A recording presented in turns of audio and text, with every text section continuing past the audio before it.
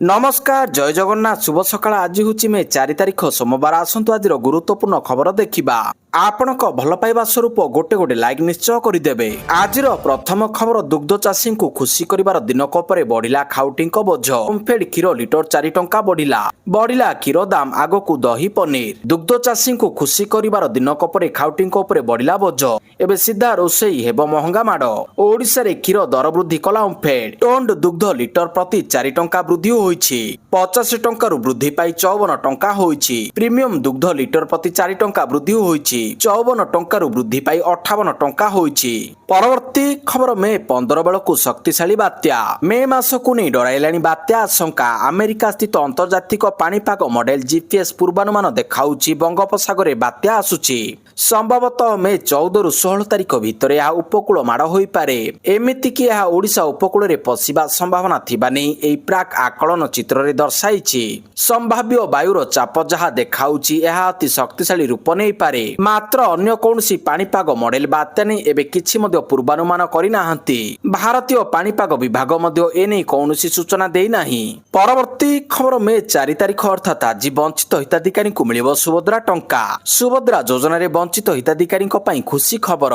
मे 4 तारिख अर्थात आज वंचित हिताधिकारी को मिलिबो सुभद्रा टंका 1,23,849 जन को मिलिबो सुभद्रा टंका एने एक्स रे सूचना देइछंती उप मुख्यमंत्री प्रभाती परिडा वंचित हिताधिकारी सह नुआ भाव रे जोड़ी होइतिबा हिताधिकारी को सुभद्रा टंका मिलिबो मार्च 8 अंतर्जातीय महिला दिवस रे सुभद्रा हिताधिकारी को मिलिथिला चतुर्थ किस्ती राज्यर 1 कोटी रु अधिक महिला अकाउंट को टंका जाइथिला एककालीन 5,000 कोटी रु अधिक टंकार आर्थिक सहायता प्रदान करा जाइथिला मोट 1,12,665 जन को सुभद्रा टंका दिया जाइथिला। परवर्ती खबर हाइपरसोनिक आंटीशिप क्षेपणास्त्र परीक्षण सफल 1500 किलोमीटर रही लक्ष्यभेद क्षमता भारत पक्षरु सफलतार सह फेज 2 लंबा दूरगामी हाइपरसोनिक आंटीशिप क्षेपणास्त्र सफल परीक्षण करा जाइछि चांदीपुर डीआरडीओ अधीन थिबा डॉक्टर एपीजे अब्दुल कलाम दीपरु गत शुक्रवार एही परीक्षण होइतिला एही परीक्षण प्रतिरक्षा क्षेत्र रे भारत आउ एक नुआ माइल खंबा हासिल करिछि स्वदेशी ज्ञान कौशल रे निर्मित एही क्षेपणास्त्रटी अत्याधुनिक यंत्रांश व्यवहार करा जाइछि उक्त क्षेपणास्त्रटी 2टी पर्याय रे हाइपरसोनिक ग्लाइड जान डिजाइन रे निर्माण करा जाइछि। परवर्ती खबर आग्रह एवं विश्वासर यात्रा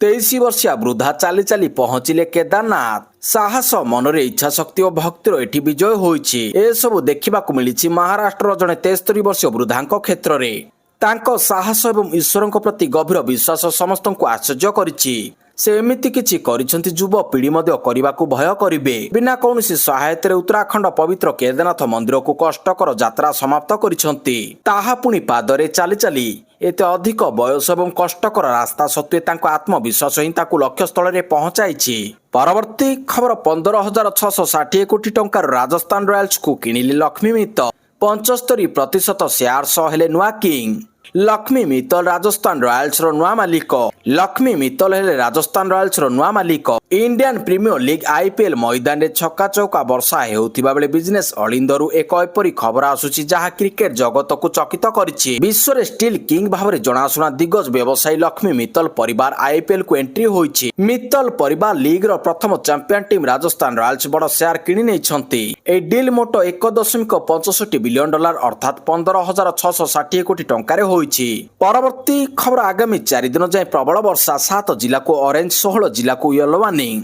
4 दिन प्रबल वर्षा आहुरी 4 दिन जाय राज्य रे काल बैशाखी संभावना रहिछि आज 13 जिला को ऑरेंज अलर्ट सह कुआपथर वर्षा संभावना रहिछि राज्य रे वर्तमान मेघुआ पाग सह खरा गायब होइतिबा बेले तातिरु मिलुछि आश्वस्ति काल बैशाखी प्रभावरु मेघुआ पाग सह वर्षा संभावना थिबा बेले आगामी 4 दिन जाय प्रबल वर्षा पवन पई चेतावनी देइछि पाणीपाग विभाग ए सब जिला को वार्निंग आसंता 24 घंटार अधिकांश जिले में वर्षा संभावना थिबा बेले 7टी जिला केन्दुझर मयूरभंज बालेश्वर रायगड़ा कोरापुट मालकानगिरी और नवरंगपुर वज्रपात सहित वर्षा संभावना नहीं ऑरेंज वार्निंग जारी करछि पाणीपाग विभाग। परवर्ती खबर राजधानी रे पुणी एक जीवन नेला आम बस ପୁଣି ରାଜଧାନୀରେ ଜୀବନ ନେଲା ଆମ ବସ୍। 16 ନମ୍ବର ଜାତୀୟ ରାଜପଥର ଆମ ବସ୍ ଚଢ଼ିଯିବାରୁ ବାଇକ୍ ଚାଳକ ମୃତ। 16 ନମ୍ବର ଜାତୀୟ ରାଜପଥ ରସୁଲଗଡ଼ ସତସଙ୍ଗ ବିହାର ରାସ୍ତାରେ ଘଟିଛି ଏହି ମର୍ମନ୍ତୁଦ ସଡ଼କ ଦୁର୍ଘଟଣା। ଜଣେ ବାଇକ୍ ଚାଳକଙ୍କୁ ପଛପଟୁ ଧକ୍କା ଦେଇ ପରେ ତାଙ୍କ ମୁଣ୍ଡ ଉପରେ ଚଢ଼ିଗଲା ଆମ ବସ୍। ଫଳରେ ଘଟଣାସ୍ଥଳରେ ବାଇକ୍ ଆରୋହୀଙ୍କ ମୃତ୍ୟୁ ଘଟିଛି। ଦୁର୍ଘଟଣା ପରେ ଜାତୀୟ ରାଜପଥରେ ଯାତାୟାତରେ ବାଧା ସୃଷ୍ଟି ହୋଇଛି। ପରବର୍ତ୍ତୀ ଖବର ସମୁଦ୍ର ମଝିରେ ତିରଙ୍ଗା ଉଡ଼ାଇ ଭାରତର ବିଶ୍ୱ ରେକର୍ଡ। ଆଣ୍ଡାମାନ ଏବଂ ନିକୋବର ଦ୍ୱୀପପୁଞ୍ଜରେ ସମୁଦ୍ର ତଳେ ସର୍ବବୃହତ ଭାରତୀୟ ଜାତୀୟ ପତାକା ଉଡ଼ାଇ ଏକ ସ୍ୱତନ୍ତ୍ର ମାଇଲ ଖୁଣ୍ଟ ହାସଲ କରିଛି, ଯାହା ଗିନିଜ୍ ବିଶ୍ୱ ରେକର୍ଡରେ ସ୍ଥାନ ପାଇଛି। ଏହି ରେକର୍ଡ ରାଧାନଗର ବେଳାଭୂମିରେ ହାସଲ କରାଯାଇଛି, ଯେଉଁଠାରେ ନୌସେନା, ପୁଲିସ ଏବଂ ଅନ୍ୟାନ୍ୟ ସଂସ୍ଥାର କର୍ମଚାରୀଙ୍କୁ ନେଇ ଗଠିତ 223 ଜଣ ବୁଡାଳୀଙ୍କ ଏକ ଦଳ ଏହି ଅଭିଯାନ ପରିଚାଳନା କରିଥିଲେ। ଏହି ସଫଳତାକୁ ସଠିକତା, ସାହସ ଏବଂ ଜାତୀୟ ଗର୍ବର ପ୍ରଦର୍ଶନ ଭାବରେ ଦେଖାଯାଉଛି। ପରବର୍ତ୍ତୀ ଖବର ବିଶ୍ୱବିଦ୍ୟାଳୟ ପାଠ୍ୟକ୍ରମରେ ଏକ ବଡ଼ ପରିବର୍ତ୍ତନ। ଛାତ୍ରଛାତ୍ରୀ ପଢ଼ିବେ ମୋଦି ତତ୍ତ୍ୱ। ମୋଦି ତତ୍ତ୍ୱ ଉପରେ ଏକ ମଡ୍ୟୁଲ, ଆର୍ଏସ୍ଏସ୍ କ୍ଷେତ୍ର କାର୍ଯ୍ୟ ଉପରେ ପାଠ ଏବଂ ଭାରତୀୟ ଜ୍ଞାନ ପ୍ରଣାଳୀକୁ ପ୍ରତ୍ୟାବର୍ତ୍ତନ। ମହାରାଜା ସାଇଜିରାଓ ଏମ୍ଏସ୍ ବୋରଦା ବିଶ୍ୱବିଦ୍ୟାଳୟ ଏକ ନୂତନ ପାଠ୍ୟକ୍ରମ ପ୍ରଚଳନ କରିଛି, ଯାହା ପ୍ରଧାନମନ୍ତ୍ରୀ ନରେନ୍ଦ୍ର ମୋଦିଙ୍କ ନେତୃତ୍ୱକୁ ଏକ ଧାରଣା ଭାବରେ ଅଧ୍ୟୟନ କରିବା। ଆଦିବାସୀ ଜ୍ଞାନ ପ୍ରଣାଳୀ, ହିନ୍ଦୁ ଧର୍ମ ଅଧ୍ୟୟନ ଏବଂ ଜାତୀୟତାବାଦକୁ 3ଟି ପ୍ରମୁଖ ପାଠ୍ୟକ୍ରମରେ ଏକୀକୃତ କରିବା ପାଇଁ ପ୍ରସ୍ତୁତ। ପରବର୍ତ୍ତୀ ଖବର ଓମଫେଡ୍ କ୍ଷୀର ଦର ବୃଦ୍ଧି ପ୍ରଭାବିତ ହେବେ ଛୋଟ ବ୍ୟବସାୟୀ, କହିଲା ବିଜେଡି। ଓମଫେଡ୍ କ୍ଷୀର ଦର ବୃଦ୍ଧିକୁ ନେଇ ବିଜେଡିର କଡ଼ା ପ୍ରତିକ୍ରିୟା। ସରକାରଙ୍କ ନିଷ୍ପତ୍ତିକୁ ବିରୋଧ କରିଛି ବିଜେଡି। ଶ୍ରମିକ ଦିବସ ପରେ ଓମଫେଡ୍ କ୍ଷୀର ଦର ବଢ଼ାଇବାକୁ ସରକାର ନିଷ୍ପତ୍ତି ନେଇଛନ୍ତି। ଓମଫେଡ୍ କ୍ଷୀରରେ 4 ଟଙ୍କା ପର୍ଯ୍ୟନ୍ତ ଦର ବଢିଛି। ଏହା ସହିତ ବ୍ୟବସାୟିକ ଗ୍ୟାସ ଦର ବୃଦ୍ଧି ମଧ୍ୟ ଲୋକଙ୍କ ଉପରେ ଭାର ବଢାଇଛି। 5 କେଜି ଗ୍ୟାସ ସିଲିଣ୍ଡର ଦର 261 ଟଙ୍କାକୁ ବଢିଥିବା ବେଳେ ଗ୍ୟାସ ଦର ଲଗାତାର ବଢୁଛି ବୋଲି ଏକ ସାମ୍ବାଦିକ ସମ୍ମିଳନୀରେ ବିଜେଡି ମୁଖପାତ୍ର ଲେଲିନ ମହାନ୍ତି ଓ ବିଜୁ ଛାତ୍ର ଜନତା ଦଳର ସଭାନେତ୍ରୀ ସ୍ପିତା ସାହୁ କହିଛନ୍ତି। ବିଜେଡି ଅଭିଯୋଗ କରିଛି ଯେ ଚାଷୀଙ୍କୁ କେବଳ ଅଳ୍ପ ଲାଭ ଦେଇ ଗ୍ରାହକଙ୍କୁ ଅଧିକ ଦରରେ କ୍ଷୀର ବିକ୍ରି କରାଯାଉଛି। ଏହା ଦ୍ୱାରା ସାଧାରଣ ଲୋକଙ୍କ ପକେଟରେ ସିଧା ପ୍ରଭାବ ପଡିବ। ପରବର୍ତ୍ତୀ ଖବର, ଆଜି ବାହାରିବ ଭାଗ୍ୟ ଫଳ। ଆଜି ପଶ୍ଚିମବଙ୍ଗରେ ଭୋଟ ଗଣନା। ମେ 4 ତାରିଖ ସୋମବାର ଅର୍ଥାତ୍ ଆଜି ରାଜ୍ୟର 293ଟି ଆସନ ପାଇଁ ଭୋଟ ଗଣତି ହେବ। ଏହା ସହିତ ମତଦାନ ହୋଇଥିବା ରାଜ୍ୟର ଫଳାଫଳ ମଧ୍ୟ ଘୋଷଣା ହେବ। ଭୋଟ ଗଣତି ସକାଳ 8ଟାରେ ଆରମ୍ଭ ହେବ। ପରବର୍ତ୍ତୀ ଖବର, ମେ 5ରେ ରାଷ୍ଟ୍ରପତିଙ୍କୁ ସାକ୍ଷାତ କରିବେ ବିଜେପି ସାଂସଦ ରାଘବ ଚଢା। ମେ 5ରେ ଆପ୍ ଛାଡି ବିଜେପିରେ ମିଶିଥିବା ରାଜ୍ୟସଭା ସାଂସଦ ରାଘବ ଚଢା ରାଷ୍ଟ୍ରପତି ଦ୍ରୌପଦୀ ମୁର୍ମୁଙ୍କୁ ଭେଟିବା ନେଇ ସୂଚନା ମିଳିଛି। ମିଳିଥିବା ସୂଚନା ଅନୁସାରେ ରାଜନୈତିକ ପ୍ରତିଶୋଧ ପାଇଁ ପଞ୍ଜାବ ସରକାର ସରକାରୀ କଳ ଅପବ୍ୟବହାର କରି ଆପ୍ ଛାଡି ବିଜେପିରେ ମିଶିଥିବା ସାଂସଦମାନଙ୍କ ବିରୋଧରେ କାର୍ଯ୍ୟାନୁଷ୍ଠାନ ଗ୍ରହଣ କରିବା ସମ୍ପର୍କରେ ତାଙ୍କୁ ଅବଗତ କରାଇବା ପାଇଁ ରାଷ୍ଟ୍ରପତି ସାଂସଦ ଶ୍ରୀ ଚଢାଙ୍କୁ ସମୟ ଦେଇଛନ୍ତି। ସାଂସଦ ରାଘବ ଚଢା, ସନ୍ଦୀପ ପାଠକ ଏବଂ ଅଶୋକ ମିତ୍ତଲ ଗତ ମାସରେ ଆପ୍ରୁ ଇସ୍ତଫା ଦେଇ ନେତୃତ୍ୱଙ୍କ ଉପସ୍ଥିତିରେ ବିଜେପିରେ ଯୋଗ ଦେଇଥିଲେ। ପୂର୍ବତନ କ୍ରିକେଟର ତଥା ସାଂସଦ ହରଭଜନ ସିଂ, ରାଜିନ୍ଦର ଗୁପ୍ତା, ବିକ୍ରମଜିତ ସିଂ ସାହାନୀ ଏବଂ ସ୍ୱାତି ମିଲୱାଲ ମଧ୍ୟ ବିଜେପିରେ ଯୋଗ ଦେଇଥିଲେ। ତେବେ ଏହି ସମୟରେ ପଞ୍ଜାବର ମୁଖ୍ୟମନ୍ତ୍ରୀ ଭଗବନ୍ତ ମାନ ମଧ୍ୟ 5 ମେରେ ରାଷ୍ଟ୍ରପତିଙ୍କୁ ଭେଟିବାର କାର୍ଯ୍ୟକ୍ରମ ରହିଛି। ପରବର୍ତ୍ତୀ ଖବର, ସନରାଇଜର୍ସକୁ 7 ୱିକେଟରେ ହରାଇଲା କେକେଆର। ସୁନୀଲ ନାରିନଙ୍କ ଐତିହାସିକ 200 ୱିକେଟ, ରଘୁବଂଶୀଙ୍କ ଦମଦାର ଅର୍ଦ୍ଧଶତକ। ଆଇପିଏଲ୍ 2024ର 45ତମ ମ୍ୟାଚରେ କୋଲକାତା ନାଇଟ୍ ରାଇଡର୍ସ କେକେଆର ଚମତ୍କାର ପ୍ରଦର୍ଶନ କରି ସନରାଇଜର୍ସ ହାଇଦ୍ରାବାଦ ଏସ୍ଆର୍ଏଚ୍କୁ ତାର ନିଜ ଘରୋଇ ମଇଦାନରେ 7 ୱିକେଟରେ ପରାସ୍ତ କରିଛି। ଏହି ବିଜୟ ସହ କୋଲକାତା ଚଳିତ ସିଜନରେ ନିଜର ବିଜୟୀ ହ୍ୟାଟ୍ରିକ୍ ପୂରଣ କରିଛି। ଅନ୍ୟପଟେ ପଏଣ୍ଟ ଟେବୁଲର ଶୀର୍ଷକୁ ଯିବା ପାଇଁ ହାଇଦ୍ରାବାଦ ପାଖରେ ଥିବା ସୁଯୋଗ ହାତଛଡ଼ା କରିଛି। ସନରାଇଜର୍ସ ହାଇଦ୍ରାବାଦର ବ୍ୟାଟିଂ ବିପର୍ଯ୍ୟୟ। ଟସ୍ ଜିତି ପ୍ରଥମେ ବ୍ୟାଟିଂ କରିଥିବା ହାଇଦ୍ରାବାଦ ଦଳ 19 ଓଭରରେ 165 ରନ୍ କରି ଅଲଆଉଟ୍ ହୋଇଯାଇଥିଲା। ଅଭିଷେକ ଶର୍ମାଙ୍କ ବିଫଳତା। ଅଭିଷେକ ଶର୍ମା ମାତ୍ର 10 ବଲରେ 15 ରନ୍ କରି ପାଭିଲିୟନ ଫେରି ଯାଇଥିଲେ। ଟ୍ରାଭିସ୍ ହେଡ୍ଙ୍କ ଅର୍ଦ୍ଧଶତକ। ଓପନର ଟ୍ରାଭିସ୍ ହେଡ୍ 61 ରନ୍ର ଏକ ଦ୍ରୁତ ପାଳି ଖେଳିଥିଲେ। ଇଶାନ କିଶାନଙ୍କ ସହଯୋଗ। ଅନ୍ୟତମ ଓପନର ଇଶାନ କିଶାନ 42 ରନ୍ କରିଥିଲେ। କୋଲକାତା ସହଜ ବିଜୟ ଓ ରଘୁବଂଶୀଙ୍କ ଜଲବା 166 ରନ୍ର ଲକ୍ଷ୍ୟକୁ ପିଛା କରି କୋଲକାତା 18 ଓଭର 2ଟି ବଲରେ ମାତ୍ର 3 ୱିକେଟ ହରାଇ ବିଜୟ ଲକ୍ଷ୍ୟ ହାସଲ କରିନେଇଥିଲା। ପରବର୍ତ୍ତୀ ଖବର, ନିଟ୍ ପରୀକ୍ଷା ପରିଚାଳନା ପରଖିଲେ କେନ୍ଦ୍ରମନ୍ତ୍ରୀ ଧର୍ମେନ୍ଦ୍ର ପ୍ରଧାନ। କେନ୍ଦ୍ର ଶିକ୍ଷାମନ୍ତ୍ରୀ ଧର୍ମେନ୍ଦ୍ର ପ୍ରଧାନ ରବିବାର ହୋଇଥିବା ନିଟ୍ ୟୁଜି 2024 ପରୀକ୍ଷାର ଭୂମିଗତ ପରିଚାଳନା ମୂଲ୍ୟାଙ୍କନ କରିବା ପାଇଁ ନ୍ୟାସନାଲ ଟେଷ୍ଟିଂ ଏଜେନ୍ସି ଏନ୍ଟିଏର ମୁଖ୍ୟାଳୟ ପରିଦର୍ଶନ କରିଛନ୍ତି। ଗସ୍ତ ସମୟରେ ମନ୍ତ୍ରୀ ପରୀକ୍ଷା ଲଜିଷ୍ଟିକ୍ କେନ୍ଦ୍ରଗୁଡ଼ିକ ସହିତ ସମନ୍ୱୟ ଏବଂ ସାରା ଦେଶରେ ପରୀକ୍ଷାକୁ ସୁରୁଖୁରୁରେ ପରିଚାଳନା କରିବା ପାଇଁ କରାଯାଇଥିବା ମନିଟରିଂ ସିଷ୍ଟମ ସମେତ ପ୍ରମୁଖ କାର୍ଯ୍ୟକ୍ଷମ ଦିଗଗୁଡ଼ିକର ତଦାରଖ କରିଛନ୍ତି। ଅଧିକାରୀମାନେ ତାଙ୍କୁ ବହୁ ସଂଖ୍ୟକ ପ୍ରାର୍ଥୀଙ୍କୁ ପରିଚାଳନା କରିବା ଏବଂ ପରୀକ୍ଷା ସ୍ଥଳରେ ଶୃଙ୍ଖଳା ବଜାୟ ରଖିବା ପାଇଁ ନିଆଯାଇଥିବା ପଦକ୍ଷେପ ବିଷୟରେ ସୂଚନା ଦେଇଥିଲେ। ଅଧିକାରୀମାନେ ତାଙ୍କୁ ବହୁ ସଂଖ୍ୟକ ପ୍ରାର୍ଥୀଙ୍କୁ ପରିଚାଳନା କରିବା ଏବଂ ପରୀକ୍ଷା ସ୍ଥଳରେ ଶୃଙ୍ଖଳା ବଜାୟ ରଖିବା ପାଇଁ ନିଆଯାଇଥିବା ପଦକ୍ଷେପ ବିଷୟରେ ସୂଚନା ଦେଇଥିଲେ। ପରବର୍ତ୍ତୀ ଖବର ବରିଷ୍ଠ ଆଇଏଏସ୍ ଅଧିକାରୀ ବିଷ୍ଣୁପଦ ସେଠୀଙ୍କ ବାସଭବନରୁ ସୁନା ଗହଣା ଓ ନଗଦ ଟଙ୍କା ଲୁଟ୍। ରାଜଧାନୀ ଭୁବନେଶ୍ୱରରେ ଏବେ ଖାମଖିଆଲି ହୋଇପଡ଼ିଛି ଆଇନ ଶୃଙ୍ଖଳା ପରିସ୍ଥିତି। ସାଧାରଣ ଜନତାଙ୍କ କଥା ତ ଛାଡ଼ନ୍ତୁ, ଏବେ ଭିଭିଆଇପି ମାନଙ୍କ ଘର ମଧ୍ୟ ଆଉ ସୁରକ୍ଷିତ ହୋଇ ରହିନାହିଁ। କମିଶନରେଟ୍ ପୋଲିସର ସୁରକ୍ଷା ବ୍ୟବସ୍ଥାକୁ ଖୋଲା ଚ୍ୟାଲେଞ୍ଜ ଦେଇ ଲୁଟେରାମାନେ ଏଥର ଜଣେ ବରିଷ୍ଠ ପ୍ରଶାସନିକ ଅଧିକାରୀଙ୍କ ଘରେ କଳାକନା ବୁଲାଇଛନ୍ତି। ରାଜ୍ୟର ବରିଷ୍ଠ ଆଇଏଏସ୍ ଅଧିକାରୀ ବିଷ୍ଣୁପଦ ସେଠୀଙ୍କ ବାସଭବନରୁ ଏକ ବଡ଼ ଧରଣର ଲୁଟ୍ ହୋଇଛି। ଦୁର୍ବୃତ୍ତମାନେ ତାଙ୍କ ଘରୁ ବିପୁଳ ପରିମାଣର ସୁନା ଅଳଙ୍କାର ସମେତ ନଗଦ ଟଙ୍କା ଲୁଟି ନେଇଥିବା ନେଇ ଥାନାରେ ସାଂଘାତିକ ଅଭିଯୋଗ ହୋଇଛି।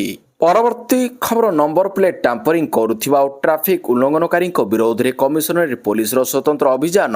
ରାଜଧାନୀ ଭୁବନେଶ୍ୱରରେ ଅଭ୍ୟାସଗତ ଟ୍ରାଫିକ୍ ନିୟମ ଉଲ୍ଲଂଘନକାରୀଙ୍କୁ ରୋକିବା ପାଇଁ ଏକ ସ୍ୱତନ୍ତ୍ର ଅଭିଯାନ ଆରମ୍ଭ କରିଛି କମିଶନରେଟ୍ ପୋଲିସ। ଉଲ୍ଲଂଘନକାରୀମାନେ ଟ୍ରାଫିକ୍ କ୍ୟାମେରା ଏବଂ ଜରିମାନାରୁ ବଞ୍ଚିବା ପାଇଁ ସେମାନଙ୍କ ଗାଡ଼ିର ନମ୍ବର ପ୍ଲେଟ୍ ସହିତ ହେରଫେର କରୁଛନ୍ତି। ଏହାର ଜବାବରେ କମିଶନରେଟ୍ ପୋଲିସ ସେମାନଙ୍କୁ ଧରିବା ପାଇଁ ଏକ ସ୍ୱତନ୍ତ୍ର ଅଭିଯାନ ଆରମ୍ଭ କରିଛି।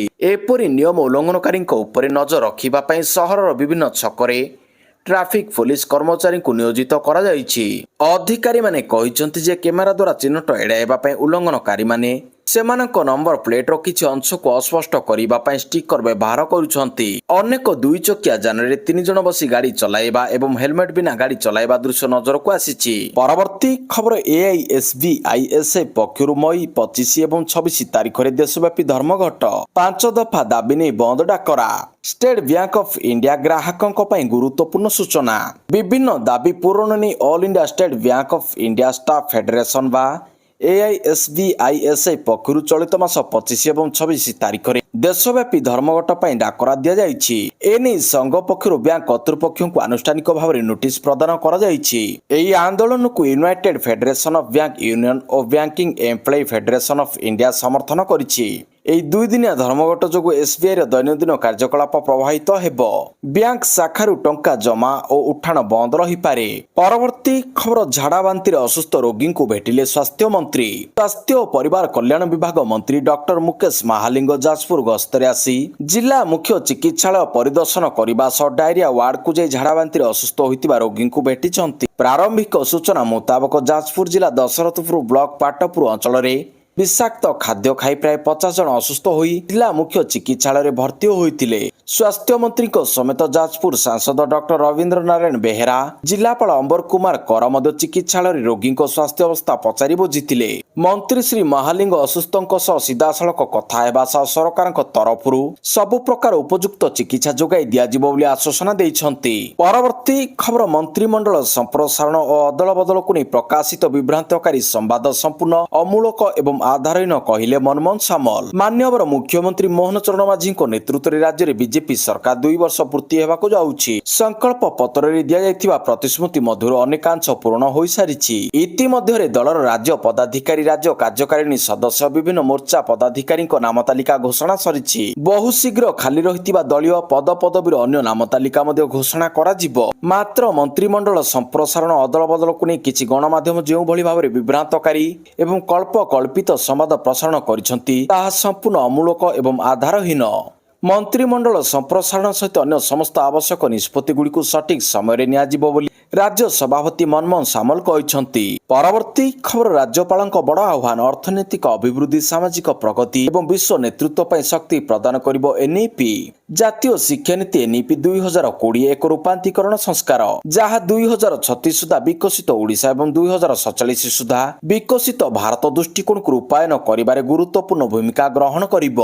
ଜାତୀୟ ଶିକ୍ଷାନୀତି 2020ର କାର୍ଯ୍ୟକାରିତା ଏବଂ ଉଚ୍ଚଶିକ୍ଷା ସଂସ୍କାର ସମ୍ପର୍କିତ ଜାତୀୟ ସ୍ତରୀୟ କର୍ମଶାଳା ରବିବାର ଉଦ୍ଯାପନୀ ସମାରୋହରେ ମୁଖ୍ୟ ଅତିଥି ଭାବରେ ଯୋଗଦେଇ ରାଜ୍ୟପାଳ ଡକ୍ଟର ହରିବାବୁ କମ୍ଭମପତି ଏହା କହିଛନ୍ତି। ରାଜ୍ୟପାଳ କହିଛନ୍ତି ଏନ୍ଇପି 2020 ଭାରତର ଜନସଂଖ୍ୟାକୁ ଉପଯୋଗ କରି ଏକ ଶକ୍ତିଶାଳୀ ଅନ୍ତର୍ଭୁକ୍ତିମୂଳକ ଏବଂ ଭବିଷ୍ୟତ ପ୍ରସ୍ତୁତ ଶିକ୍ଷା ବ୍ୟବସ୍ଥା ଗଢ଼ିବାର ଏକ ସ୍ପଷ୍ଟ ମାର୍ଗଦର୍ଶକ। ଏହା ଅର୍ଥନୈତିକ ଅଭିବୃଦ୍ଧି, ସାମାଜିକ ପ୍ରଗତି ଏବଂ ବିଶ୍ୱ ନେତୃତ୍ୱ ପାଇଁ ଶକ୍ତି ପ୍ରଦାନ କରିବ। ଏହି କର୍ମଶାଳା ଏକ ସମୟୋପଯୋଗୀ ଏବଂ ଦୂରଦର୍ଶୀ ଉଦ୍ୟମ।